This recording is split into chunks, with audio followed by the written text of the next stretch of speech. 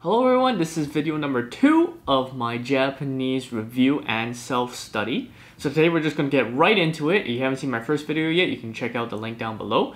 And otherwise, yeah, let's get started.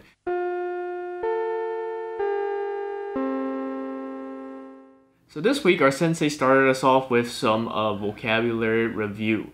Now, I had completely forgotten the 3 things that she asked us. The 3 things would be to charge, for example, charge your phone, the window seat, and the aisle seat. The last 2 being, of course, vocabulary for airplanes. So, what do we have here? First, it says, so first let's talk about charging phone. So charging phone is, for example, smaho wo juden shimasu. Yeah, so that would be I will charge or charge my phone. Window seat would be mado gawa no seki. So mado is of course window, and then seki would be seat. So yeah, that would be mado gawa no seki. And then the aisle seat, a bit more complicated because, well, it would be tsuro gawa no seki. So something in there means aisle, I think. I have to double check the kanji again for that, so we'll see. Which brings me to the next part, which what we went over was, again, we kind of reviewed potential verbs and giving a reason. And then the new thing that we kind of learned is forming modifying clauses.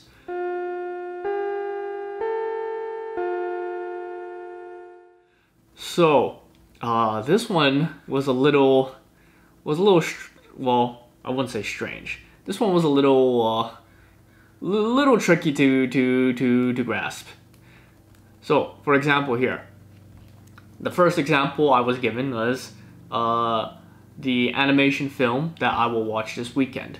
So, translated, that is, 私が今週週末に見るアニメ. Okay, so as you can tell, that's just a phrase. That's not actually a full sentence.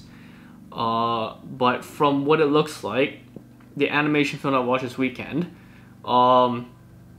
it's a bit strange to me because, well, of course, well, this is not a full sentence, so I guess it makes sense that the verb wouldn't be at the end of the sentence.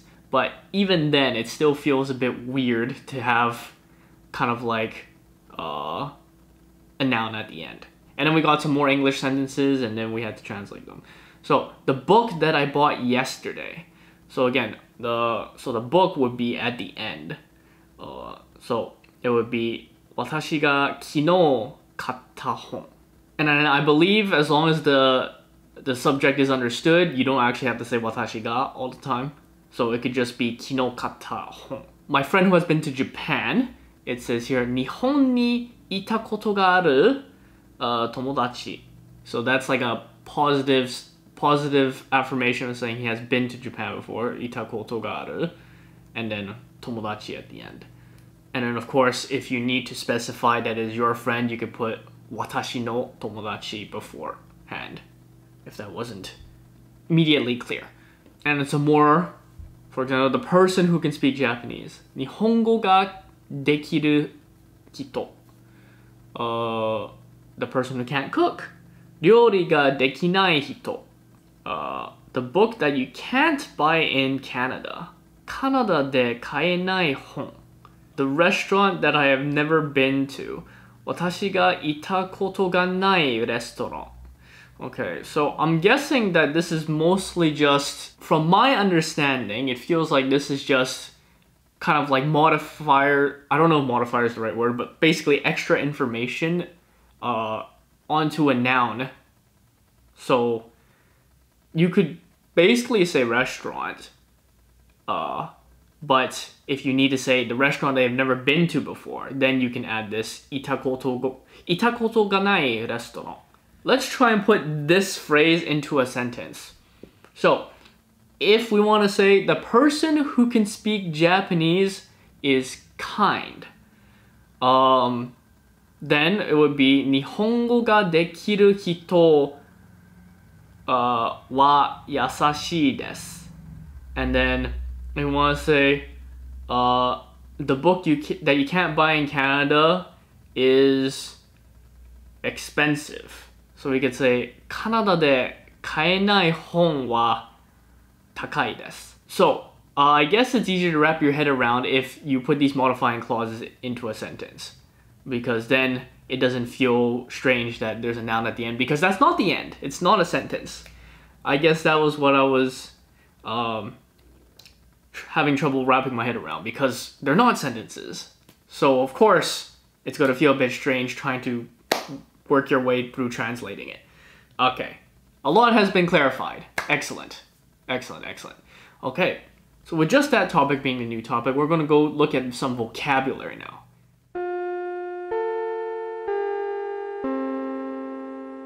Now, going over this vocabulary is mostly for my own review, because we didn't go over it last week.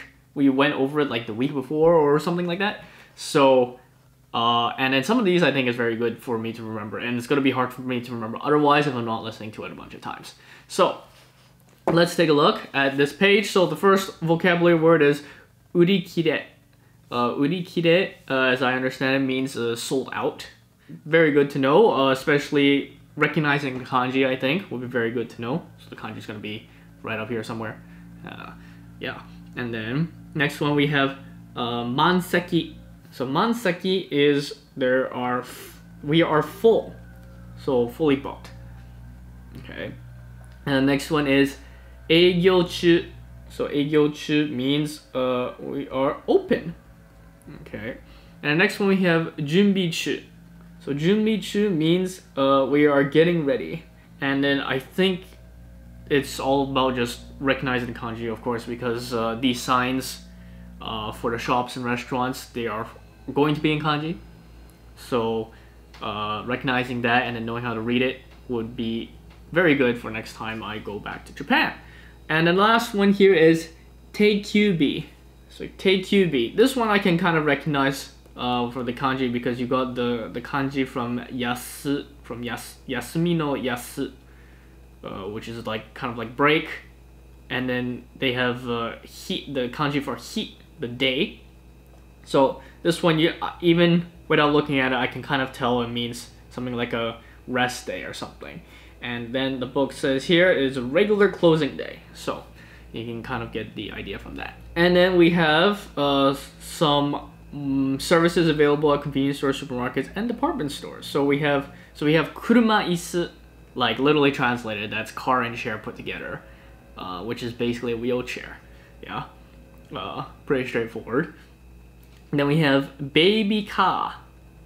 Well, sounds like baby car. Stroller is kind of a baby car, so that one's pretty easy to remember. It's also in katakana, so I think any of these katakana words probably won't have that much trouble remembering. For the most part, there are some strange ones out there. For example, mansion. Yeah, sounds like mansion, but it doesn't actually mean mansion. So other than those ones, I think katakana words like this next one, coin locker, like.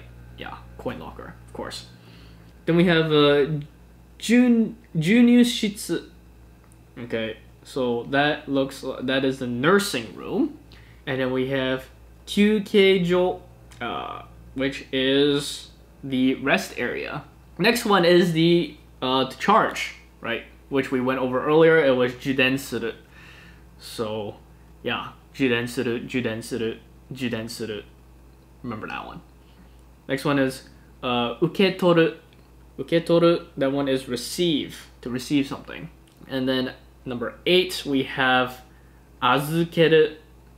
So that's to leave something with someone. I believe it's leave something with someone temporarily, because you're going to come back and pick it up. And next one is harao. Harao is to pay. That one's a very good one to know. And the last one is kaeru, which is to change or exchange. So, and I believe it's mostly to change or exchange like currency, from what the picture seems to be describing. It's not, probably won't be used to change as in like I want to change this color to this color. So yeah, those are the vocabulary words that we went over previously. And hopefully I can try and remember at least the signs. I think the signs are pretty important. Urikire or mansaki. Next line of business will be just going... I do have some homework.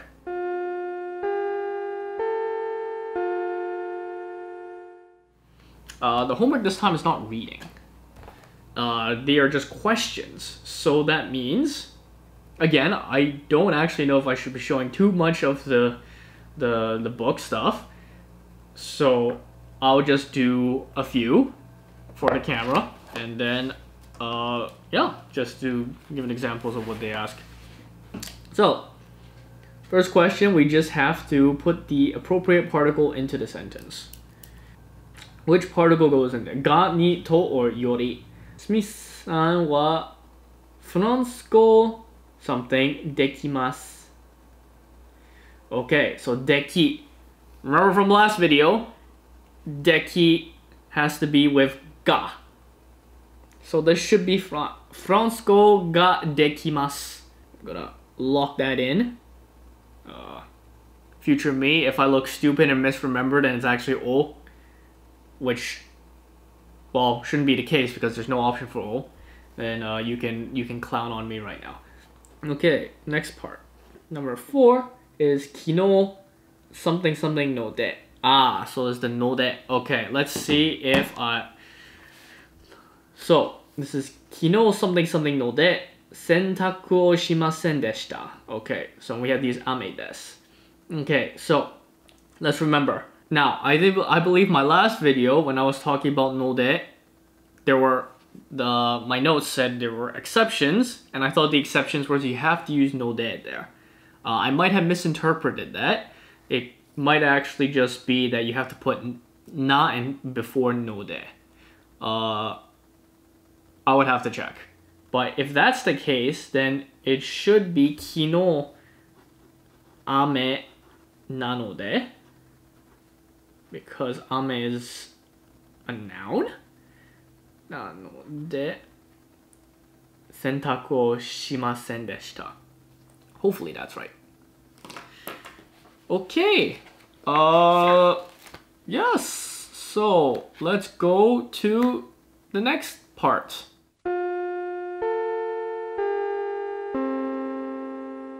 Okay, time for the self-study section. Now, we'll do this real quick because I didn't really have any kind of grammar concepts that I kind of wanted to think about this week. So, I just want to quickly go over, there's one kanji that I'm going to put on the screen right now that I kept seeing a lot, and I just kept forgetting what it was. So, turns out, and I'm looking at my kanji book here, so the kanji that I've kept seeing is kata. So this, in the book it says direction / person. So kata is, for example, a yomikata, a way of reading. And then we have yugata, which is early evening. Other expressions include, for example, direction, hoko, but then that's like a different reading. It could be read ho. We have rectangle, which is chohoke. Interesting.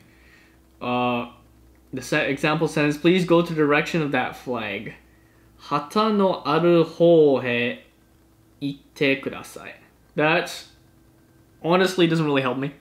I guess I just have to remember, sometimes it could be read kata, sometimes it could be read ho.